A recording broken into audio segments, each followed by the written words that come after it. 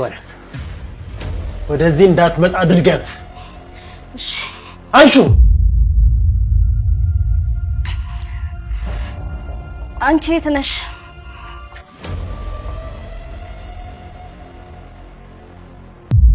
ደህና ነኝ። መድብል እዚህ የለም። አይ እቤት አይደለም።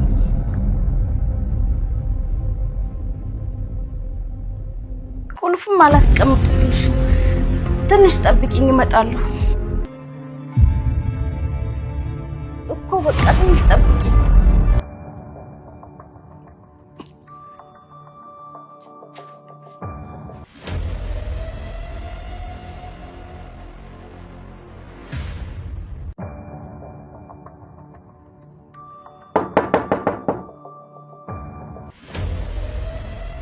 ማን ሊሆን ይችላል? ማን ነው? እኔ ነኝ ሞገስ። ሞገስ አንተ ነህ? ግባ። ዝጋው፣ ቆልፈው።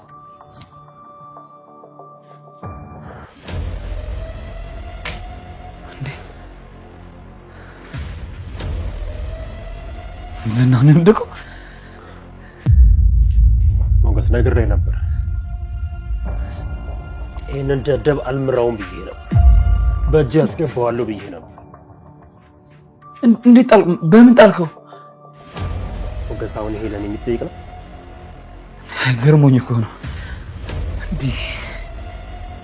የአልኮል መርፌ ይዘህልኝ መጣ? አዎ አምጥቻለሁ። ራሱን ነው ያመጣው? አዎ ራሱን። ስታይ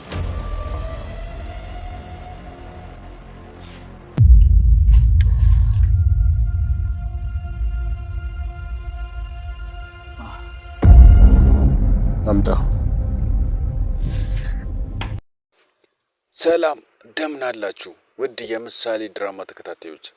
ምሳሌ ድራማ በጣም የሚገርም ነገር እያሳየ ነው። ውድ ቤተሰቦች መድብል ከሚባለው በላይ በጣም ጀግና እየሆነ ነው ያለው። በጣም ተመችቶኛል ውድ ቤተሰቦች። መድብል የተመቻችሁት ሁላችሁም ይሄን ቪዲዮ ላይክ አድርጋችሁ ለመድብል ያላችሁን ፍቅር አሳዩልኝ ውድ ቤተሰቦች። በጣም ጀግና እየሆነ ነው ያለው መድብል። ለዝና ምንም አይነት ሽንፈት እያሳየ አይደለም። አሁን የዝና ነገር ያለቀ ይመስለኛል ውድ ቤተሰቦች። ከዚህ በኋላ ዝና ምንም አይነት ሞራል የለውም። እሱን ለመግደል የማሰብ ምንም አይነት ሞራል የለውም ነው የምላችሁ ውድ ቤተሰቦች። ምሳሌ ድራማ አሁን በጣም ደስ በሚል ሁኔታ ነው እየሄደ ያለው። አንደኛ ዝና አሁን ተያዘ ማለት ብሩክ የት እንዳለ በቀላሉ ይነግራል ማለት ነው። ይሄ እንግዲህ ብሩክ ታግቶ ካለ ህይወቱ ካላለፈ ብሩክ በቅርቡ ምሳሌ ድራማ ላይ እናገኛለን ማለት ነው። እንግዲህ በጣም ደስ የሚል ነገር ነው ቤተሰቦች። መድብል እኔ ተመችቶኛል። ዝና ግን መጨረሻ ላይ እሱ እጅ ወድቋል። ለዚህ ደግሞ እፍራታ መጀመሪያ ክፉ ብትሆንም የመድብል ብልጠት ግን ይሄ ምንድነው? ከዚህ በፊት እንግዲህ እፍራታ ከመድብል ጋር ነበር ስትሰራ የነበረችው። ዝናም እንግዲህ ቀላል ሰው አይደለም። በምን አይነት መንገድ እንደደረሰና እፍራታ ለመድብል እንደምትሰራ ስላወቀ ነው ይሄን ያደረገው። እፍራታ እንድትጋብዙ ያደረገው። መጀመሪያ ጠርጥሮ ነበር መሀል ታክታ ባለችበት ሰዓት ላይ እሱ መድብልና እፍራታ እንደሚገናኙ ደርሶ ነው አሁን መርዙን ለሱ አይሰጠው። እንግዲህ ከዝና የማይጠበቅ ነገር ነው። በጣም ካዲ የሆነ ሰው ነው ዝና። እሷም በስተመጨረሻ ባደረገችው ነገር ላይ በጣም ተጸጽታለች። በጣም ከፍቷታል።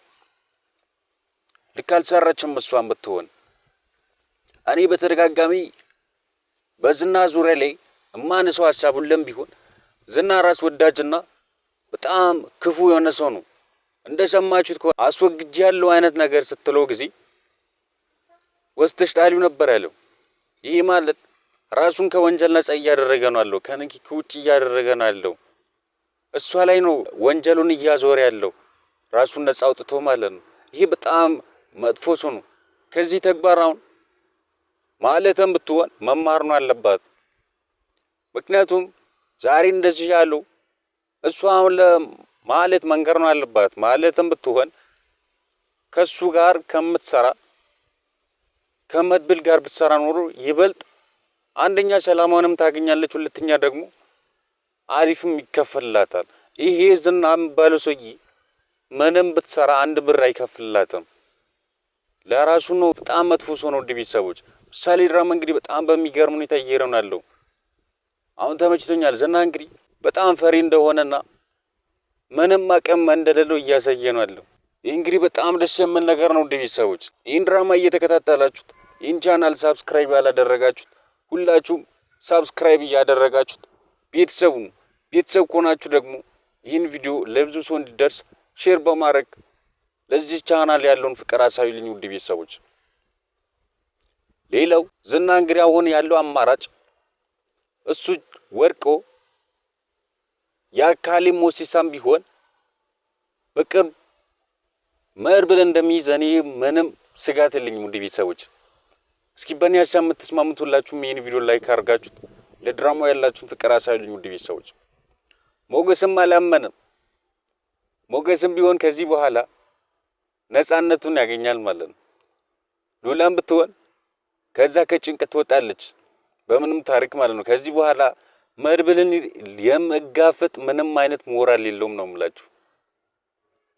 ስበዛ ፈርቷል። ከዚህ በኋላ ግን ብሩክን ካልለቀቀ ብሩክ ያለበት ሁኔታ ካልታወቀ መድብል በምንም ታሪክ አይለቀውም።